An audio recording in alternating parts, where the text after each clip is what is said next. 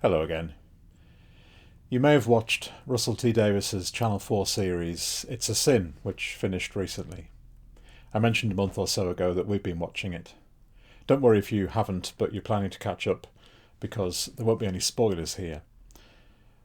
But in the series, a number of gay men end up as friends and flatmates in London, and it explores their characters, their experiences over the years when AIDS appeared and devastated so many among those communities. I've heard people who lived through all that or whose experiences were coloured by that time say that it's brought back memories of what it was like, and also fond memories of people who died in those years. I've heard of people who are too young to remember saying it's been an eye-opener. And I've heard of people who are plenty old enough to remember also saying it's an eye-opener. For what it's worth, and I speak with the authority of someone who's done their best to mostly avoid literature since leaving school, I agree with what seems to be the general opinion that the series was a very high-quality piece of work. And I rather suspect there are things in there which could make for a very interesting discussion group at church. Britain was a different place in the 1980s, and one of the ways it was different was that LGBT plus people were perhaps only just beginning to become more visible beyond the metaphorical closets they had had to hide in. But there was still enormous institutionalised and individual and legal prejudice at play. Despite legal changes since then, with the repeal of Clause 28 and civil partnerships and marriage, of course there is still a lot of prejudice and discrimination around. And churches are one of the places where that prejudice and discrimination is in fact most obvious. February is LGBT plus History Month. This year the Methodist Church has been putting out some prayers and some other material to celebrate the month, including blog posts. I'll leave a link. One of the most recent posts is from Lois Tucker, who writes about how queer people have always been as much part of the church as those who are not queer. It's not like there should be tolerance of queer people in the church. It's queer people's church as much as it's anyone else's. And yet church is a very mixed place for LGBT plus people. People get shut out. People feel shut out. Recently in our culture, LGBT plus people have been treated badly, and the church is no exception to that. In fact, church is often at the worst end of it. The cultural context the church finds itself in has moved quickly in the last few decades, and the church is left to work out whether the kind of thing we've said in the past about sexuality is really about our faith, really about God, or whether it was really about our culture all along, or indeed our own gut reactions. The Methodist Church is in the process of considering all these things. And some of what's happened during this process frustrates me. There are those who might identify as traditionalists who see the Bible as being clear about sexuality and themselves as remaining faithful to the Bible.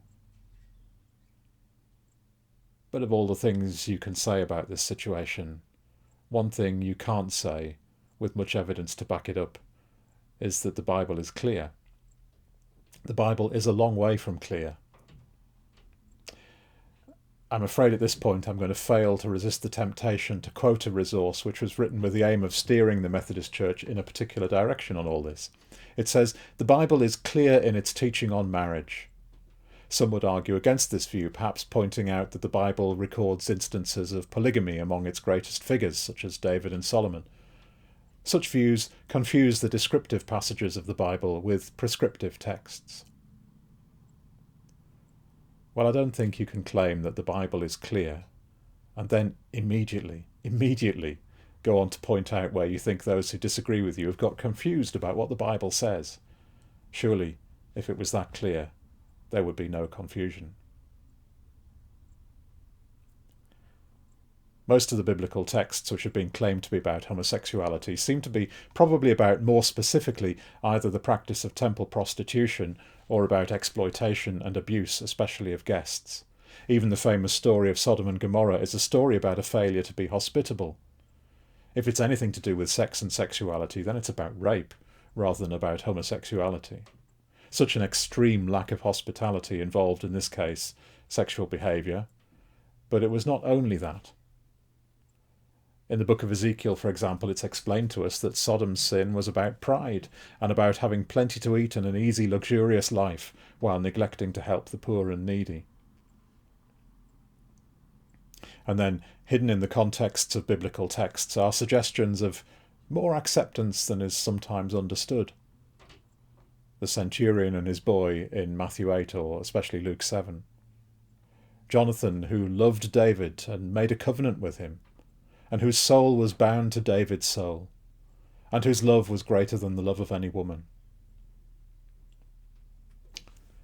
In fairness, these and others are not obvious contexts. The Bible isn't clear, and they can easily and legitimately be read in other ways. But the possibility of the acceptance of some kinds of relationship churches might be troubled by is interesting. After the exile in Babylon, we can read in Isaiah that eunuchs can come and be part of temple worship, which was against the older, stricter understanding. The Hebrew people's contact with another culture during exile had quite an effect. And then there is an enigmatic verse in Matthew's Gospel in which Jesus says, "There are eunuchs who have been so from birth, and there are eunuchs who've been made eunuchs by others, and there are eunuchs who've made themselves eunuchs for the sake of the kingdom of heaven. Let anyone accept this who can." This time the context is Jesus talking about marriage and divorce, and the disciples have just wondered whether it's better not to get married at all. So is this perhaps Jesus talking about people who, in the old euphemism, are not the marrying kind?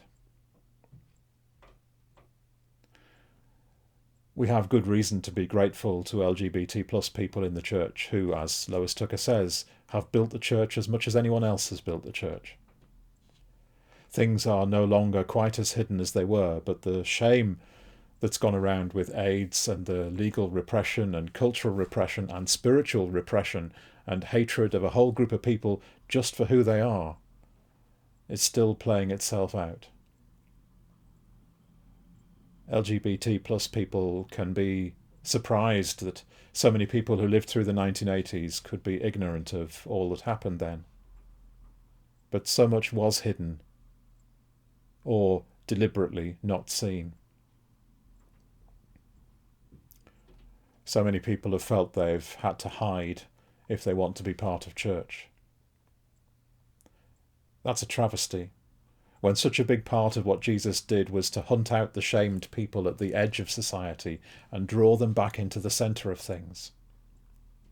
If you have to hide part of who you are, then we are promoting a destructive shame, which it seems to me is hard to reconcile with being a community of followers of Jesus. So much of our churchy ways are built on being sinful and needing forgiveness. We can maybe think another time about what being sinful might actually mean. But actually what many of us are is ashamed and in need of acceptance. It's a Sin may not, I gather, have been the original title of the TV drama, but it fits well and it challenges us. But even that Pet Shop Boys song actually speaks of how it's shame which is the end product of the church banging on about sin. What if sin misses the point? God bless. See you soon.